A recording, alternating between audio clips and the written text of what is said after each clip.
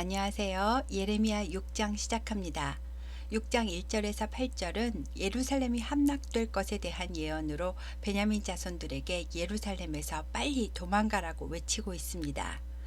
일단 예레미야의 고향 아나돗이 베냐민 지파에 속해 있어서 베냐민 자손들아 라고 부른 것 같기도 하고요. 베냐민 지파 땅이 예루살렘 바로 위에 있기 때문에 베냐민 땅 드고아에서 경고의 나팔을 불고 예루살렘과 베들레헴 사이에 있는 베낫게렘에 깃발을 세워서 예루살렘을 향한 재앙이 북방에서 오고 있다라는 공습 경보를 알리기 위해 외치는 겁니다. 그리고 하나님께서 예루살렘을 아름답고 우아한 시온의 딸이라고 애정어린 표현을 하시면서도 그래도 내가 멸절하겠다라고 하시는데요. 목자들이 그 양떼를 몰고 와서 예루살렘 주위에 자기 장막을 치고 각기 그 처소에서 먹이리로다 한 말은 대적들이 군사들을 몰고 와서 예루살렘 주위에 진을 칠 거라는 말을 이렇게 표현한 것입니다. 이 진을 친 대적들이 서로 말하기를 자, 예루살렘을 공격할 준비를 하자. 당장 오늘 정오에 공격을 시작하자. 아하, 아깝다. 날이 기울어 저녁이 되고 있구나. 그러면 우리가 밤중에 일어나자. 우리가 한밤중에 쳐들어가서 그 요새들을 헐어버리자. 라고 한답니다. 마치 연극 대사를 읽는 것 같이 표현되었지요. 이스라엘 지역은 보통 아침에 전쟁을 하고요. 정오에는 태양이 너무 뜨겁기 때문에 서로 간에 휴전을 하는데요. 정오에도 공격을 하자고 하고 밤중에도 쳐들어가자고 하는 것을 보니 대적들의 사기가 충천하여 지체 없이 밀고 들어올 거라는 것을 암시합니다. 만군의 여호와께서 예루살렘을 공격하려는 북방의 군사들에게 말씀하십니다. 너희는 나무를 베어서 예루살렘을 향하여 목책을 만들라. 이는 벌받을 성이니라. 그 성에는 오직 포악한 것뿐이니라 하셨는데요. 목책은 나무 목의 울타리 책자로 나무로 만든 울타리를 말하는데 여기서는 울타리의 의미가 아닌 예루살렘 성벽을 타고 올라갈 나무 사다리를 만들라고 하신 것 같습니다. 다시 말하면 예루살렘을 공격하라고 하신 만군의 총사령관은 하나님이시라는 말입니다. 예루살렘의 악이 샘이 그 물을 솟구쳐냄과 같이 계속해서 드러나는데 이들이 하나님 앞에서 폭력과 탈취와 질병과 살상을 계속한다는 겁니다. 그래도 8절에는 예루살렘아 너는 훈계를 받으라. 그렇지 아니하면 내 마음이 너를 싫어하고 너를 황폐하게 하여 주민이 없는 땅으로 만들리라 하시는 걸 보면 이제라도 진심으로 회개하고 악을 끊으면 용서해 주시겠다며 심판이 선고되고 있는 긴박한 상황 가운데에서도 하나님은 자비를 베푸실 기회를 찾고 계심을 알 수 있습니다. 하지만 결국 하나님께 돌아서는 자가 없었고 바벨론 군사들이 포도를 따는 것처럼 이스라엘의 남은 자들을 말갛게 주워갈 테니 하나님은 예레미야에게 너는 광주리를 들고 가서 구원받을 포도송이를 하나라도 건져내라 라고 하셨습니다. 혹시라도 예레미야의 경고를 듣는 자가 있으면 한 명이라도 건져내라는 말입니다. 이스라엘 백성들은 그 귀가 할례를 받지 못해서 말씀을 들어도 깨닫기는커녕 오히려 자신들을 비난하는 욕으로 들으니 예레미야의 마음에 여호와의 분노가 가득 찬 것이 느껴져서 참을 수가 없었답니다. 하나님께서는 그의 손을 펴시고 그 땅에 남녀노소 할 것 없이 다 사로잡혀 가게 하시고 유다인들의 모든 소유를 타인에게 넘어가도록 하시겠답니다. 유다인들은 큰 자나 작은 자나 선지자로부터 제사장까지 다 거짓을 행하고 백성들이 영적으로 심한 병에 들었는데도 괜찮아 괜찮아 평강하다 아무 문제 없다 라고 거짓말을 하지만 실제로는 평강이 없답니다. 게다가 이런 가증한 거짓말을 할 때에도 부끄러운 줄을 모르고 얼굴조차 붉어지지 않으니 이 모든 사람들은 여호와의 벌을 받아서 거꾸러질 거라고 말씀하셨습니다. 하나님은 유다 백성들에게 선조들의 지난날 걸어온 행적들을 되돌아보고 선한 길이 어디인지 알아보고 그리로 가면 너희 심령이 평강을 얻을 것이다 라고 말씀하셨는데 유다 백성들은 아니에요. 괜찮습니다. 지금도 잘 사는데요. 저희는 그리로 가지 않겠습니다. 라고 거절했고 하나님께서 내가 너희 위에 파수꾼을 세웠으니 경고하는 나팔 소리를 들어라 라고 하셨지만 그들의 대답이 우리는 경고 소리 같은 것은 듣고 싶지 않습니다. 라고 거절했답니다. 우리도 듣고 싶지 않은 말씀에 대하여 귀찮아하고 귀를 닫고 생각하기를 거부할 때가 있지 않으신가요? 하나님께서는 내가 재앙을 내리리니 이것이 그들의 생각의 결과니라. 그들이 내 말을 듣지 아니하며 내 율법을 거절하였음이니라 라고 하셨습니다. 하나님께서 말씀하시는 삶과 나의 생각과 언행이 너무나도 다르다면 이것은 내 생각과 마음이 하나님의 말씀을 거절한 것이 된다는 것을 꼭 기억해야겠습니다.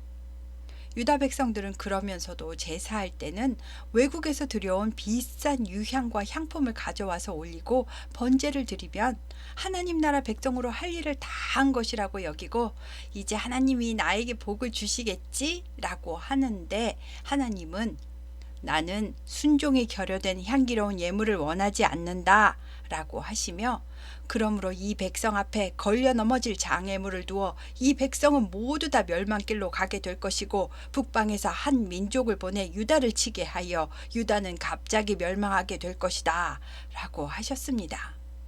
그리고 하나님이 예레미야에게 말씀하십니다. 예레미야야, 내가 이미 너를 내 백성 중에 망대와 요새로 삼아 그들의 길을 알고 살피게 하였노라. 내가 너를 예언하게 하여 놋과 철 같은 이 백성을 예언의 불로 정죄하려 하였다. 뜨거운 풀무불로 불순물을 거르면 깨끗한 은이 나올 것이라 생각하였거늘 단련하는 자의 일이 헛되게 되는 것처럼 예언의 불에도 악한 자들이 제거되지 않고 나오는 것은 불순물과 찌꺼기들 뿐이로구나. 그러니 이들은 결국 내버릴 수밖에 없는 상황이고 심판은 불가피해진 상황이다 라고 말씀하셨습니다.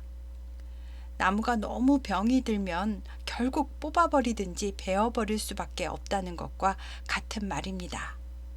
다음은 7장입니다. 하나님께서 예레미야에게 여호와의 집 문에 서서 즉 성전문 앞에 서서 말씀을 선포하라고 하십니다. 그래서 성전문 앞에 가서 선 예레미야가 예배드리러 성전으로 들어가는 사람들을 향해 외칩니다.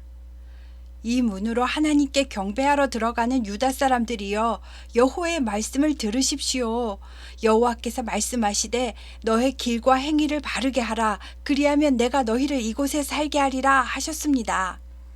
여러분, 이것이 여호와의 성전이라 여호와의 성전이라 여호와의 성전이라 말하면서 여호와의 성전이 여기에 있기 때문에 이 성은 참으로 안전하다라고 속여 말하는 거짓말을 믿지 마십시오.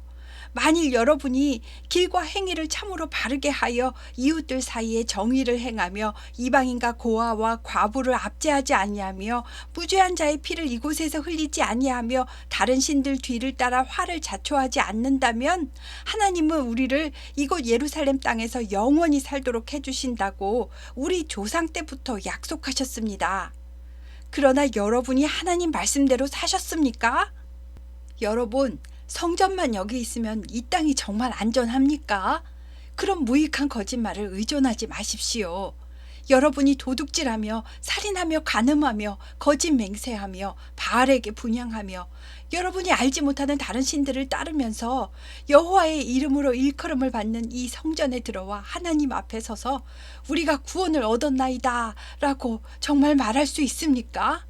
그런 가증한 일을 되풀이하고도 하나님이 지켜주실 것이라고 생각하십니까? 하나님께서는 내 이름으로 일컬음을 받는 이 집이 너희들 눈에는 도둑의 소굴로 보이느냐? 보라, 나 곧 내가 그것을 보았노라 라고 말씀하셨습니다. 성막이 처음 실로에 있을 때 벗개만 메고 나가면 전쟁에 승리하리라고 믿었던 이스라엘 백성에게 하나님이 어떻게 하셨는지 생각해 보십시오. 블레셋과의 전쟁에서 패하고 법궤를 빼앗기지 않았습니까?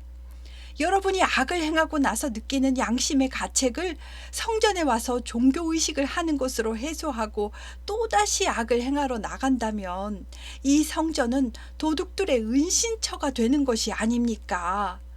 여러분은 하나님의 말씀에 귀를 기울이지도 않았고 순종할 마음조차 없었던 것이 아닙니까? 그러므로 옛날 실로에서 적군에게 법궤를 빼앗겼던 것과 같이 이 성전의 언약궤가 빼앗길 날이 올 것이라고 하나님께서 말씀하셨습니다. 에브라임 자손, 즉 북이스라엘이 멸망한 것과 같이 하나님은 여러분 유다 백성을 하나님 앞에서 쫓아낸다고 하셨습니다. 하나님은 저에게 그런즉 너는 이 백성을 위하여 기도하지 말라. 그들을 위하여 부르짖어 구하지도 말라. 내게 간구하지 말라. 내가 내게서 듣지 아니하리라 하셨습니다. 그 이유는 여러분이 유다 성읍들과 예루살렘 거리에서 가증한 일들을 행했기 때문입니다. 자식들은 나무를 줍고 아버지들은 불을 피우며 부녀들은 가루를 반죽하여 하늘의 여왕을 위하여 과자를 만들며 그들이 또 다른 신들에게 부어드리는 제사 전제를 드렸으니 이는 하나님을 경노케 하는 일이 아닙니까? 그러므로 이 성전에서도 하나님의 진노가 임할 것입니다. 하나님께서는 하나님의 진노와 분노의 불길이 이곳과 사람과 짐승과 들나무와 땅의 소산에 여러분이 가증히 드렸던 전제와 같이 부어서 살을 것이라 하셨습니다. 여러분이 성전에서 드린 번제는 하나님께서 받지 않으실 터이니 여러분은 그냥 고기를 구워서 여러분들끼리 나눠 먹으라고 하셨습니다. 희생제사의 의미는 죄에 대한 회개이거늘 그 의미를 깨닫지 못하니 이젠 드릴 필요가 없습니다.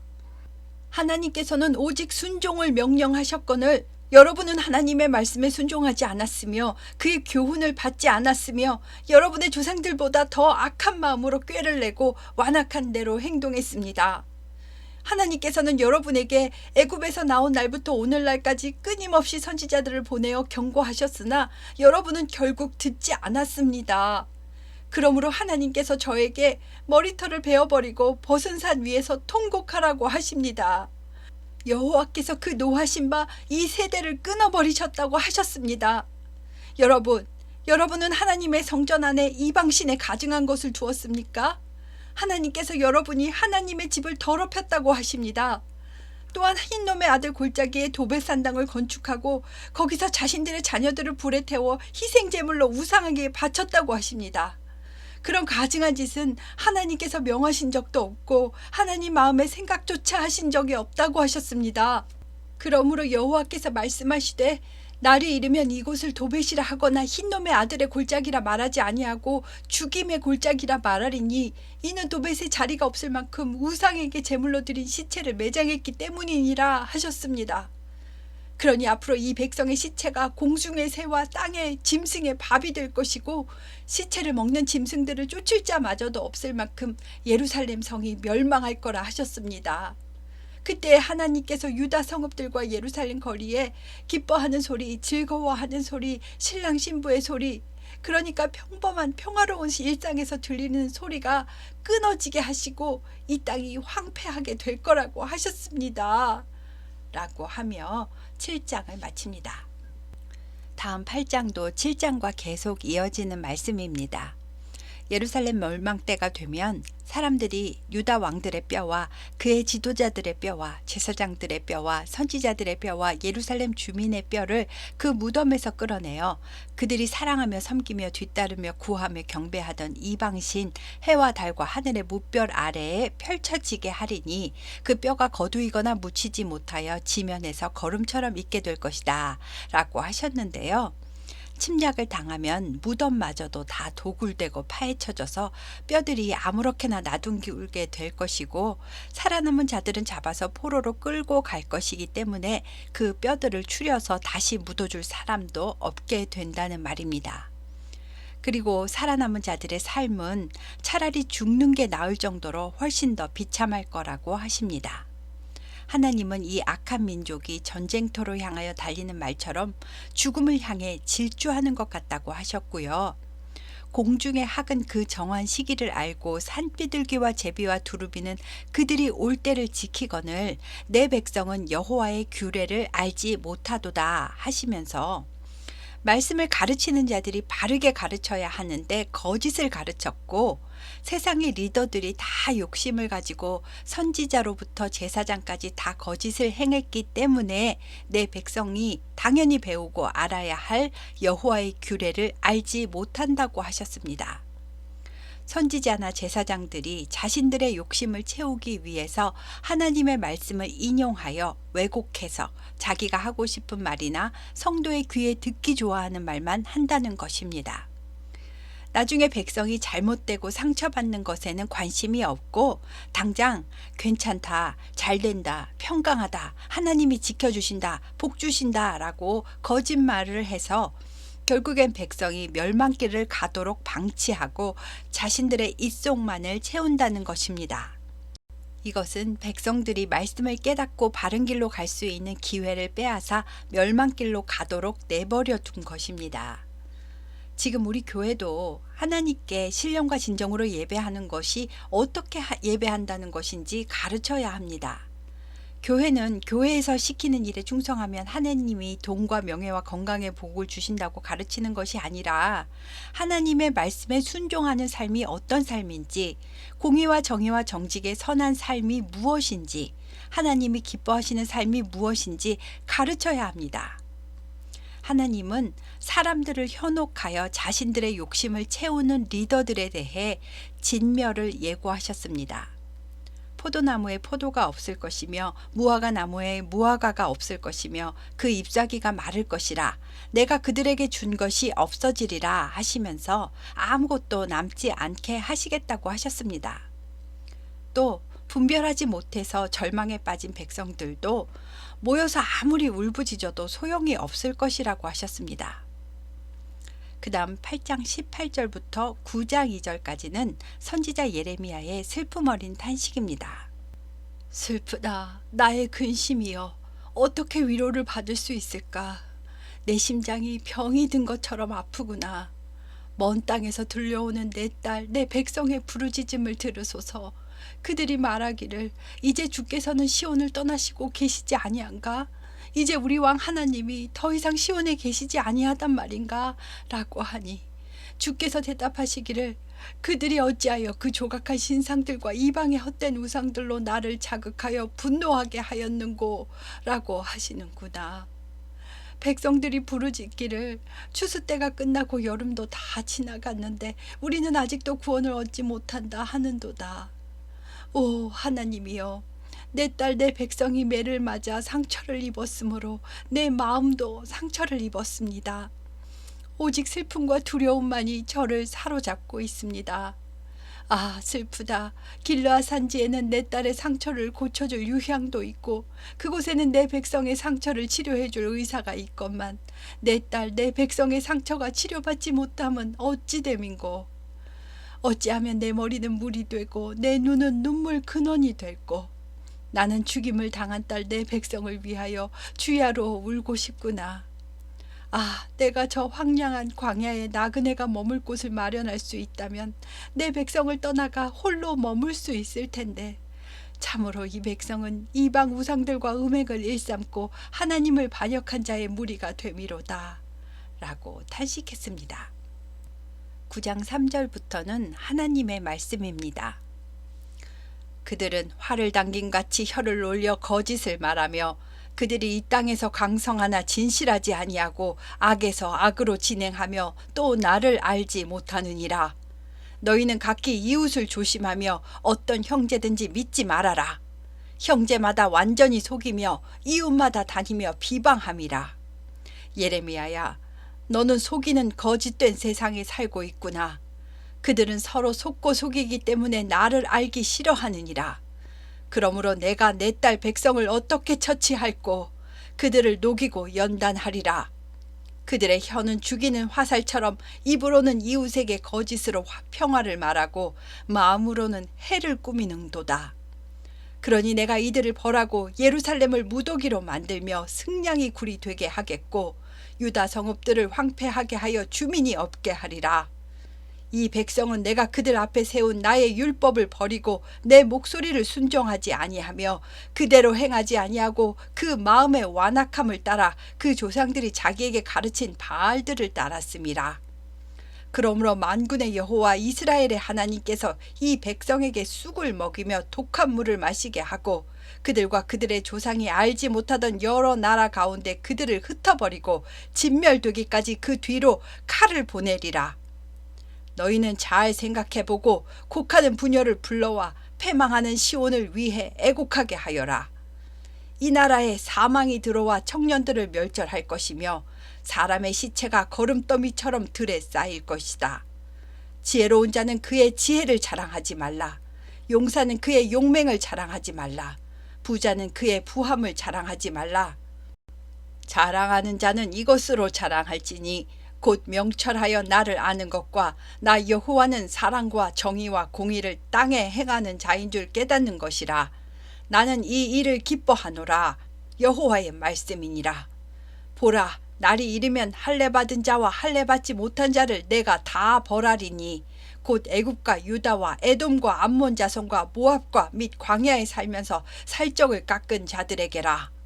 무릇 모든 민족은 할례를 받지 못하였고 이스라엘은 마음의 할례를 받지 못하였느니라 라고 하시며 9장을 마칩니다.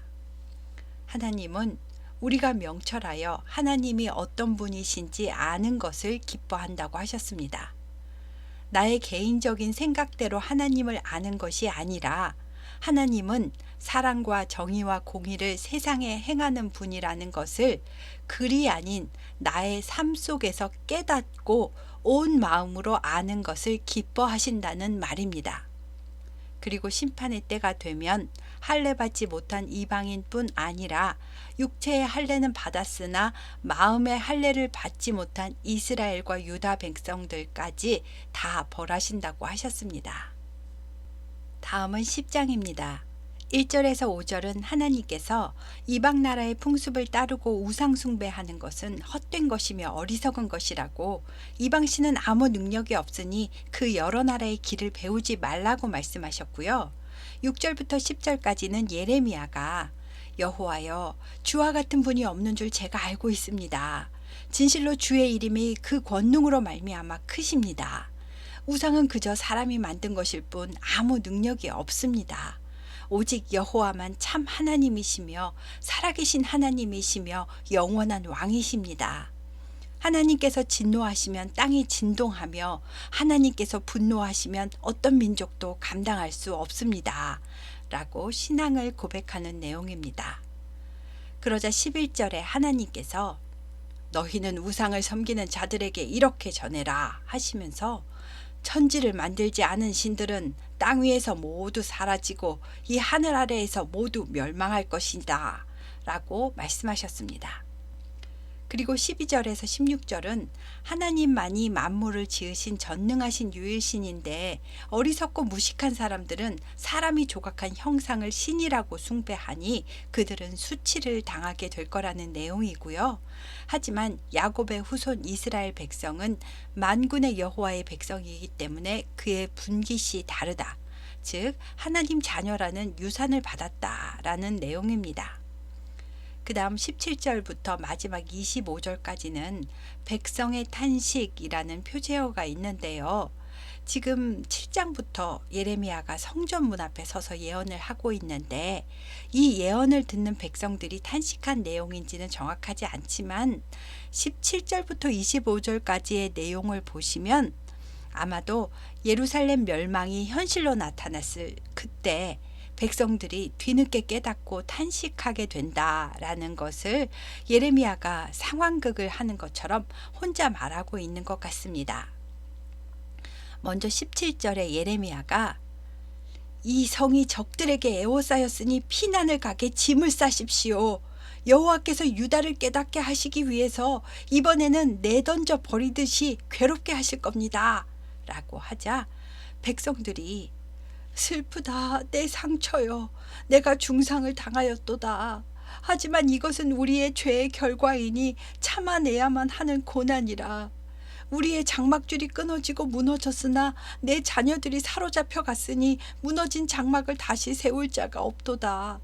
우리를 인도할 목자들은 어리석어 여호와를 찾지 아니하므로 이 백성이 망하고 그 모든 양떼가 흩어졌도다.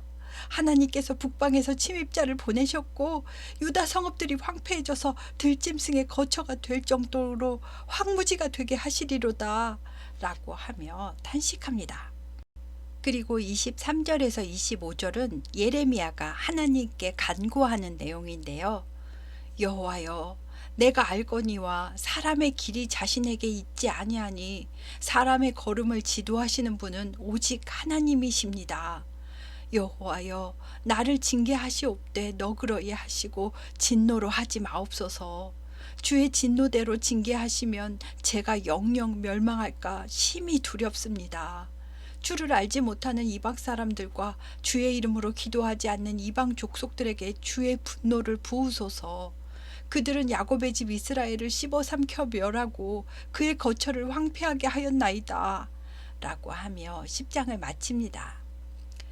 예레미야 자신을 포함하여 이 백성은 징계를 받을 수밖에 없지만 진노 중에라도 긍휼을 잊지 말아달라고 애원하듯이 기도하는 예레미야의 모습입니다.